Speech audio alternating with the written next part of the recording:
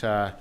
I rise to speak on the Portfolio Committee number 7 Planning and Environment Report on the development of the Transport-Oriented Development Program.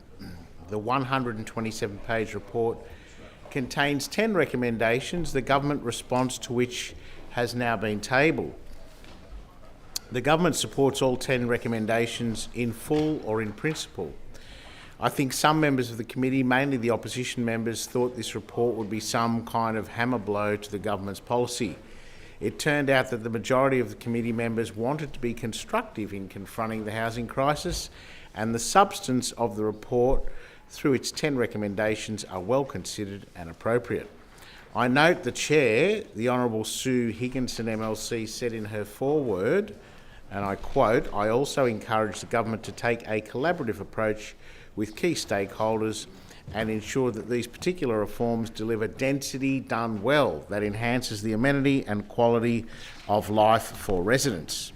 This is precisely what the government has done. The government will deliver more housing choices for young people, families and local key workers so they can live in the communities they choose, close to open spaces and near their jobs. This report was not published in a vacuum. The opposition particularly took a hard line opposing the government's TOD policy from the beginning. The opposition sought to introduce legislation in June 2024 to disallow the TODCEP. In August 2024, a majority in this place, including nearly every member of the crossbench, voted to defeat the opposition's legislation and side with the government's TOD policy. It's worth recalling this scorching editorial published in the Sydney Morning Herald on 7 June 2024 entitled "Sydney's Housing Crisis, No Place for Low Rent Politics." It stated, and I quote, "In a remarkable political own goal, the New South Wales Liberals are working to tear down legislation aimed at Sydney's chronic housing shortfall, but remain tight-lipped about how they would solve the crisis," and concluded with the real kicker, and I quote again, "But we believe that increasing housing density in areas of the city that avoided having to shoulder a larger residence base due to accidents of birth, wealth, planning, history and demography is no bad thing. It is a fair thing too. While the Liberals plot to overthrow the legislation, they should consider facing the political reality that any party without a credible plan to deal with the biggest issue facing Sydney does not deserve to be anywhere near government, let alone be taken seriously." I lament that we were unable to have this editorial and those searing words consolidated into the committee's report, but I am content to have that clear sentiment recorded in Hansard.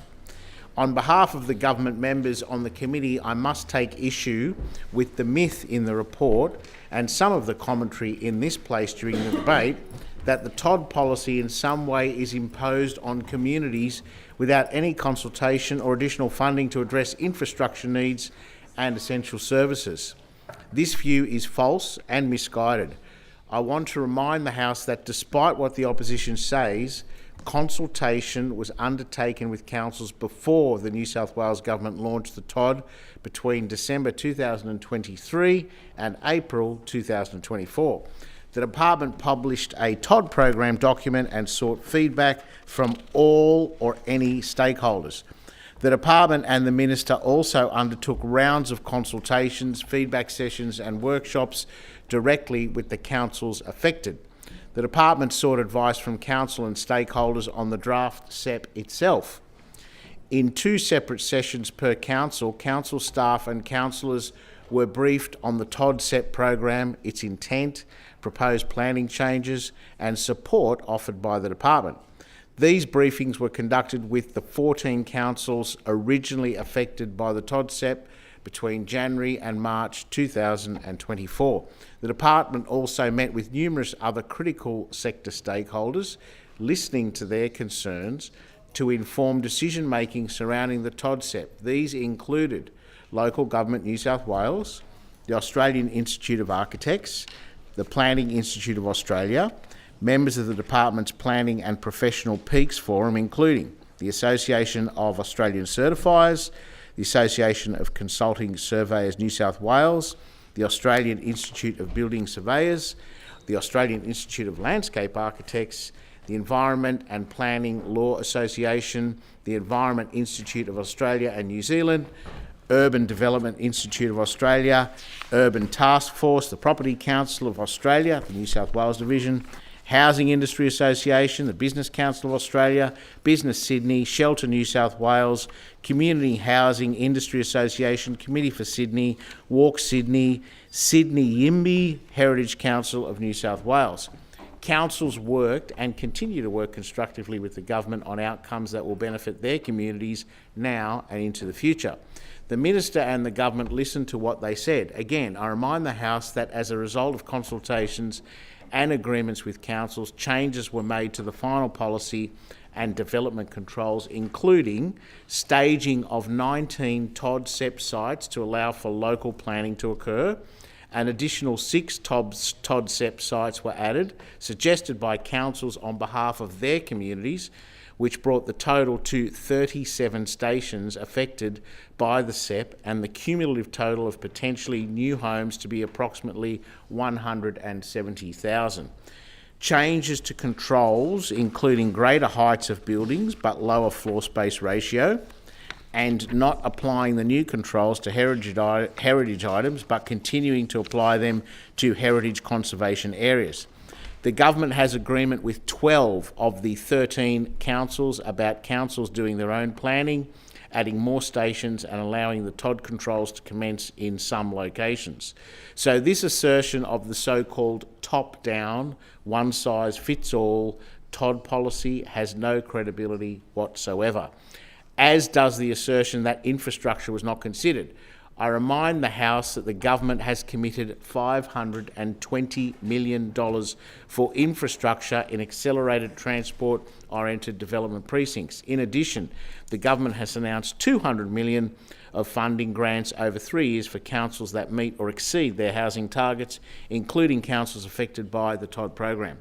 The Housing on Productivity Contribution Scheme, one of the first pieces of legislation introduced into the new Parliament after the 2023 election, but, important to emphasise, opposed by the opposition, came into effect in October last year and will help fund the delivery of essential state infrastructure in these high-growth areas.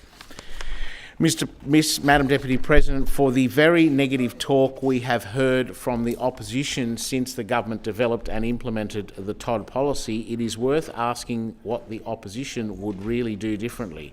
The answer is contained in a paragraph of the opposition's dissenting statement in the report's appendix.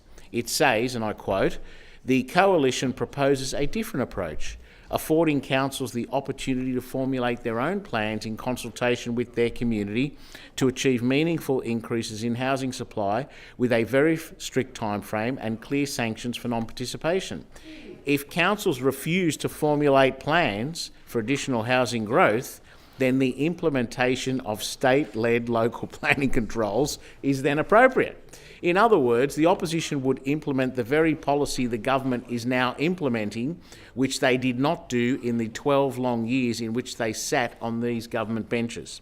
I note, however, that the opposition appear to have had a change of heart with the new year and have given a public indication of bipartisan support for the delivery of more housing across Greater Sydney and New South Wales. And initial conversations between the Premier, Minister Scully, the opposition leader and my colleague, Mr Farlow, have been productive. In closing, I thank the numerous stakeholders and community groups who have given their time to make submissions and appear as witnesses in the inquiry. I thank the committee members, particularly the Chair, Sue Higginson, and the fantastic committee secretariat for their work. I think we can all agree that the government's TOD program is a significant policy reform initiative, and we should all be enthusiastic for its success for our young people, families and the local key workers so that they can live in their communities closer to their jobs and have a place to call home.